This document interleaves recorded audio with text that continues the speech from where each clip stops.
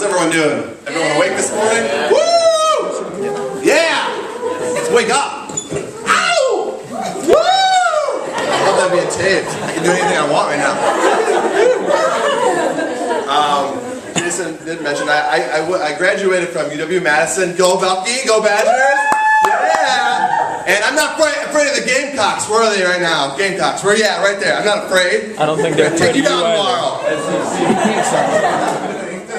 Bring it. So, as I was kind of getting ready for this talk, or this catechesis, or this time to get you ready to pray this morning, a lot of memories kind of came to mind, and I went to UW-Madison. I kind of remembered that when I was growing up, I always wanted to go to UW-Madison, and it was probably because I was going to be able to go to the Badger football games. That was probably the only reason I wanted to go. But in high school, it was the only school I applied to, the only school I wanted to go to, and I was actually on the border of being accepted or not. I wasn't like valedictorian, like going there for sure. Like I was on the cusp of going there.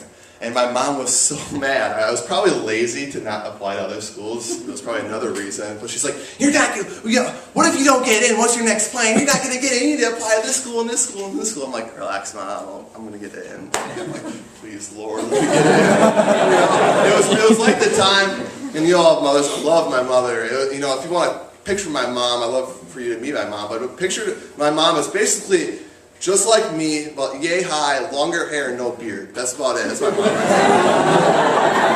there. It was just like the time when I lost my passport in Europe. She's like, I made the mistake of calling home. Never called home. It's like, I knew this was going to happen. I knew it. I knew this was going to happen. Mom, you had no idea this was going to happen. Luckily, I was at John Doe for long.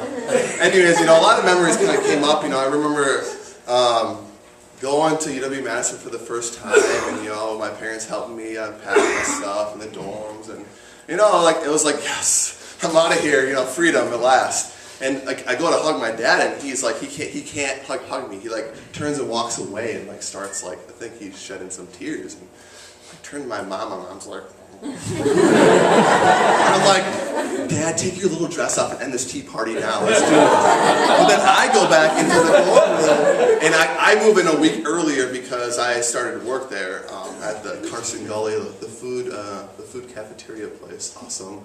And I get in my room, and it like really sets in, like, this is for real. Like I'm like, no one's here. I'm like sitting on my bed, and all of a sudden like I like bust out like crying, like those cries when you cry so hard, you like walk up to the mirror to like see yourself cry.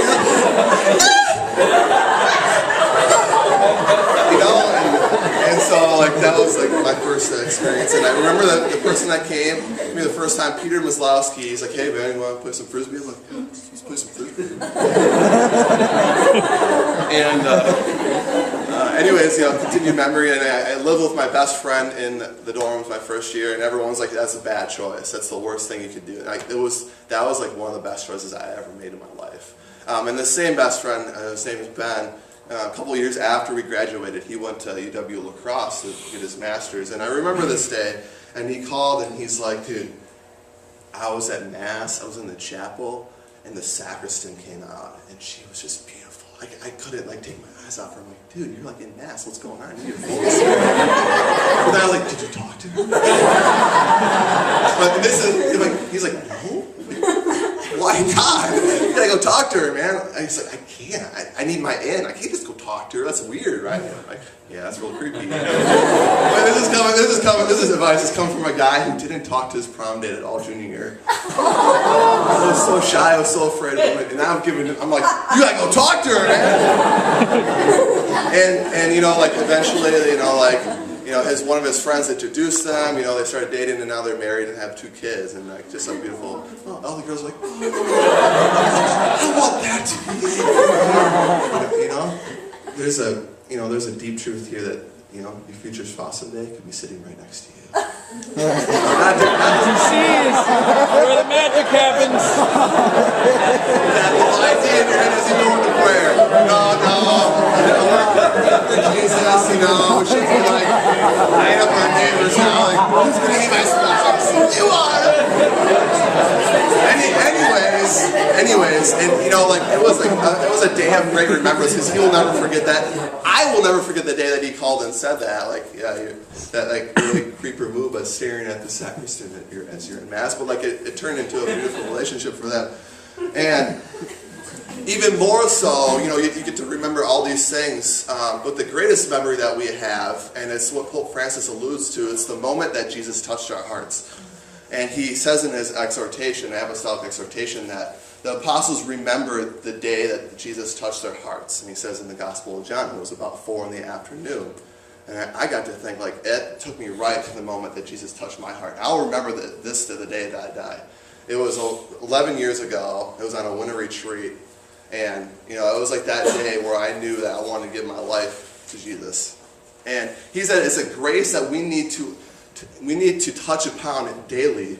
And if you think about that moment when Jesus, I just squeaked right there. If you think about that moment when Jesus touched your heart, and maybe it's something you can't come to mind, but maybe in this time of prayer, it's a time to really ask him, Jesus, when was there a moment when I really fell in love with you? And maybe I need to re-fall in love with you again. Because we all need those moments, right? Have you ever had that moment before? Do you remember the moment that Jesus touched your heart? I mean, recall it right now. At that time when I had that moment, it was like Maddie, Jesus cut to me to the heart. I couldn't hide anymore. I went to confession, bawled my eyes out. It was an hour-long confession. I'm like, bless you, Father, for that confession, because that was probably nothing you've ever heard before. It's like, come on, Mark. But that moment, you get so jacked up, you could do anything. I want to fly right now, and you're so excited, you're doing chants at the retreat. And that chant you do in high school, that back and forth chant, we love Jesus, yes we do, we love Jesus, how about you? You're doing crap like that, you're so excited, you have so much zeal, and at that moment after that, I wanted to get into everything, nothing was going to stop me, and getting back to the dorms after that, everyone thinks you're weird, what happened to that guy, he's not going out with us anymore, he's not this anymore, and it's a beautiful thing that happens. And so the first thing to point out is we're going to be talking about prayer, and more specifically mental prayer.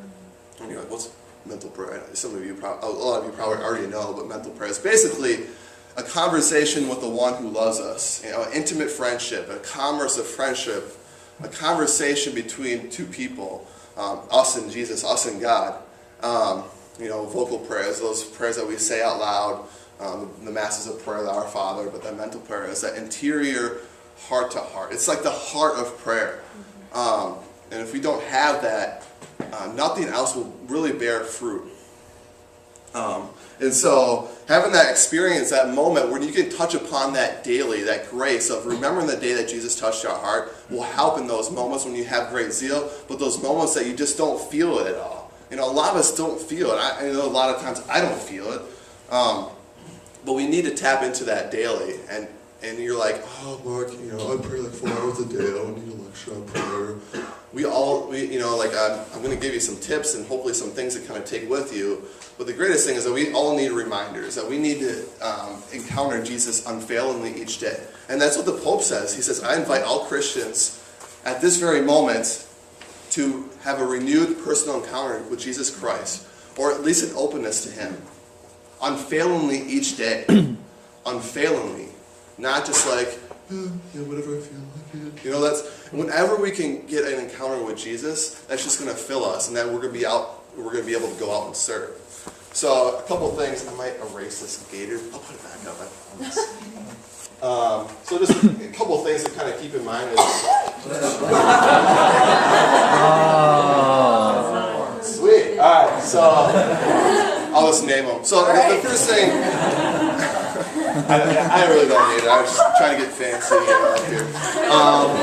The first thing to know when we're praying, when we're talking about prayer, it's like the mental prayer, that interior conversation with the one who loves us. And you can kind of take notes here. You can kind of look at your handouts here. I'm going to be referencing to a little bit of it, but the first thing to know that prayer it's a grace, it's a gift. It's not something that we can just like do. You know, it's not. We shouldn't have prayer as like a checklist of like things. I'm like, I do this and like I got to do it this way. You know, yes, that is a good thing. And grace builds upon nature. So as Father Tony says, we're going to be praying a lot today. That's because we want to build those muscles up. We want you to build that nature up so God can work in you even more and more. God is always working in us, but He works even more when we're prepared for Him, when our soil is prepared, when it's like ready for His grace to come on into us. And so, the more we keep increasing that, the more we can be able to be more faithful to Him. And so, you know, like prayer is not like a yoga. Everyone's into yoga now. Do you ever realize that? What exercise are you doing now? Yoga? What are you doing? I run. It's not like yoga. But I know yoga, you know. Namaste. Sun salutation. Do your push-up. Upward dog. Downward dog. Runner's pose. Warrior 1. Nice. Warrior 2. Reverse warrior. I know yoga! That does work on you, but you know, we shouldn't like treat it like a yoga, like you had to do a certain breaths in between, or like a certain pose, or a certain way to do it. The only thing we need to know is that we need to just be with God and have communion with Him. And the best way to do that is allow Him to love us. The next point that I want to make is the most important thing about prayer is, again, not about like what we do or about how much we get out of it, but is that fidelity. Fidelity and perseverance are the most important things about prayer. If you think about it, again, I was going to use the whiteboard, but let's think about marriage again in the Eucharist. Okay, so Eucharist is the source and summit of our faith. You know, it's the prayer of the church. It's our act of worship daily as we go and we scale and we go upon the mountain. Again, it's the summit of our faith. So as we scale this mountain, in order to receive the Eucharist, we need to have steps. We need to do things in order to be able to receive that. Yeah, you know, the Eucharist is a total gift of Jesus to us. It's His body, blood, soul, and divinity. But if we're not taking that intentional time with Him, if we are taking that time with Him, how much more will we be ready? Our heart's going to be burning to receive Him any more. You know, it's just like a marriage. You know, the pinnacle of that marriage is that intimacy that, that's what some people call marital embrace between man and wife. I'm like, just call it sex. Is that union of when two become one, right? Is that beautiful moment when man and woman come together in that beautiful embrace. But they need to take steps along the way to ensure that they're ready for that, right? And how beautiful it is if they're daily walking together and having that intentional time of communicating with one another. You know, that's just as like mental prayer is to the Eucharist. If we are taking that time daily, how much more we'll be ready to receive the Lord fully in the Eucharist. Mm-hmm. And so, you know, fidelity is the most important thing because there are going to be times where you're on fire, like that moment when Jesus touched my heart and continually over my life. But there's going to be moments where you don't feel it, or you're too busy, you don't have enough time, or there's going to be times where you don't feel worthy to really go to that place with Jesus. Because once we go to Jesus, everything, we can't hide anymore. Just like the woman at the well, we have nothing everything is out on the table, and we have nothing to hide anymore, and we have to go down into the well, deep down where and we have to bring up things that we don't want to bring up, that we hide. You know, so many times in my prayer, God's just telling me, what are you hiding from? What are you hiding from, Mark? Stop. I'm here. I love you. And that's all we need to do sometimes. The more we love, the more our prayer is going to bear fruit. The more we allow Him to love us, the more our prayer is going to bear fruit. So fidelity is so important because like in a marriage, it's not going to feel good all the time. And you know, we got people that are married that probably can attest to that. I can't really attest to that. I'm not married. But I can probably, you know, think about that. It's not going to be like sweet peaches all the time, like our honeymoon. And there's going to be times that's going to be amazing. But how beautiful will that you can come to them each and every day and encounter that friendship together as it leads towards that greater intimacy. And the third point too in prayer that's just really important. And again, these are abstracts, these are generals, but these are always good reminders for us that one of the most important things is trust and abandonment. And again, it goes back to that vulnerability that you cannot hide from God. He wants you to be open to Him. And this is a great temptation for us. This is a great hardship for us when we're in prayer, because we'll be made known a lot of our faults, a lot of our worries, a lot of our struggles, a lot of the things that we want to hide from Him, a lot of the things that we do when we come to Him and we're like, I can't come to you with this, Lord. And abandonment, like a child, is the best thing that we can do in His loving arms and trust Him with all that we have. And so, again, we have, it's a grace, it's a gift. And yes, we'll give you we'll give you some methods, we'll give you some things that kind of carve that path for you. Because again, grace builds upon nature. The most important thing is fidelity and perseverance. And I'll kind of explain why in a little bit with my story. And the third thing is just trust and abandonment. That we need to, just like the woman at the well, okay? You know, Jesus comes up to her and says, "Give me a drink." And it totally starts this conversation. And I can play this in my head too. I'm like, Jesus is telling me, "Give me a drink." He's like, in a way, I don't know if this is correct theological. Like, this is kind of something we came up in our small group. But Jesus is like, "Give me your life. Give me yourself. Give me you." And the woman, just like us, is like, "How can you, a Jew, come to me, an unworthy man, and ask me for this?" And Jesus is like, if you knew the gift of God, and I totally can't remember the verse now. If you knew the gift of God, if you knew who I was, wouldn't you come to me daily? Wouldn't you always come to me? I have living water for you. And then she responds again, but the well is so deep. Like, in our lives, it's so deep, Lord. There's so many things that are preventing me from you. Like, I cannot come to you. And Teresa of Avila struggled with this mightily. She said it was false humility because Satan would always put in her head that you're not worthy to go to Him. Look at all these things that you've done. Look at all these things you continue to struggle with. He's not going to want to talk to you about these things. And she's like, I'm just not going to pray now. And she went a whole years without devoting her life to this mental prayer. But then, with the wise spiritual director, got her on the right path. And if she didn't do that, she probably wouldn't be the great doctor of the church that we have today. So we're faced with that. We're faced with our true selves. But what the beauty of it is that Jesus wants to come in. He wants to heal those things. He wants to give us guidance, like any good father or mother would want to do. He wants to heal those things. And that's what mental prayer does. It goes to the deep parts of our hearts and mends and heals those wounds that we've built up our whole life.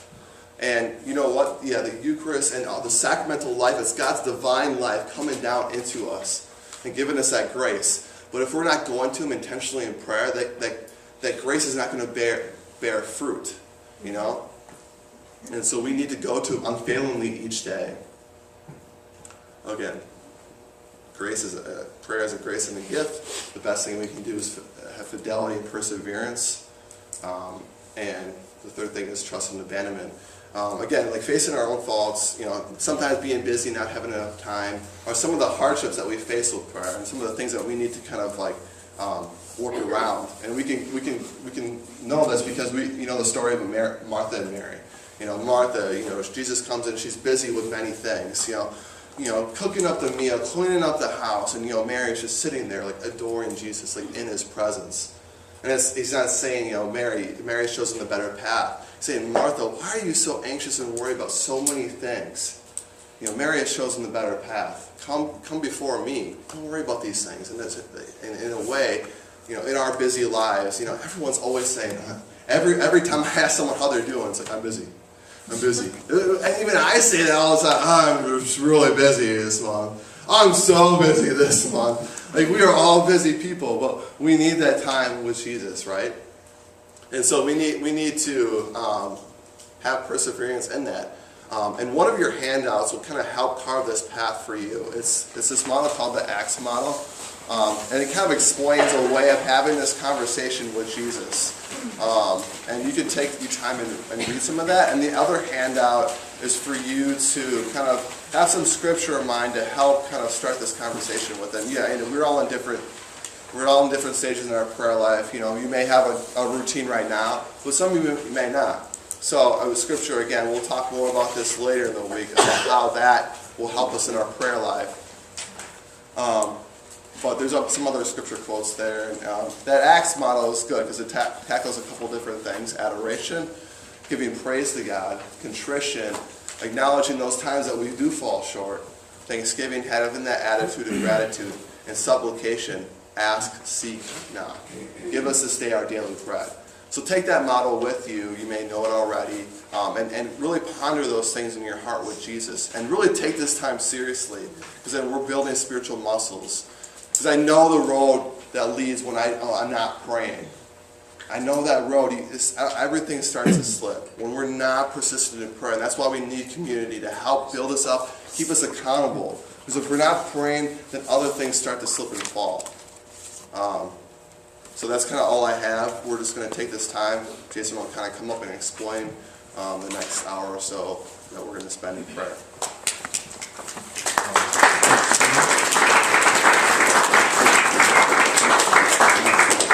All right, so this is a blessed time that you have. We're going to take until 9:45. All right? So less than an hour, but it'll be a good start to our day. And I want to encourage you, it's very natural during prayer to daydream, just start thinking about your life, family, things you have to do, whatever. And that's no big deal at all. Just bring it right back and focus back on Jesus. When you find yourself daydreaming, everybody daydreams. Teresa of Avila daydreamed. Even I daydream. I know it's but everybody daydreams is really natural. Just bring it back. Focus back on Jesus. Focus back on Acts, on the scripture you're praying. Sometimes it's really helpful. It's been really helpful for me in my life to journal, to write out my thoughts to Jesus as if I'm writing a letter to Him. And while I'm writing, because writing kind of takes a long time, while I'm writing, I oftentimes feel Him in my heart responding to what I'm writing. So that can be a really great way to dialogue. You feel Him responding back to your writing. So I'd encourage that for you to just take out a pen and write. For some of you, that will just make prayer absolutely horrid. So don't do that. So do whatever helps you. If you see one of us, a staff member, EC staff member, and you want just some tips on prayer, if you're really struggling, just come and talk to us. It'll be awesome to talk you through it. So God bless you. Let's leave this place quietly. Keep ruminating on what the Lord's been speaking to you through worship, through Mark's talk, and find a quiet place somewhere outside, inside the chapel. Let's just keep it quiet. Already, let's start to sink into a quiet place with Jesus, even as we walk away. All right.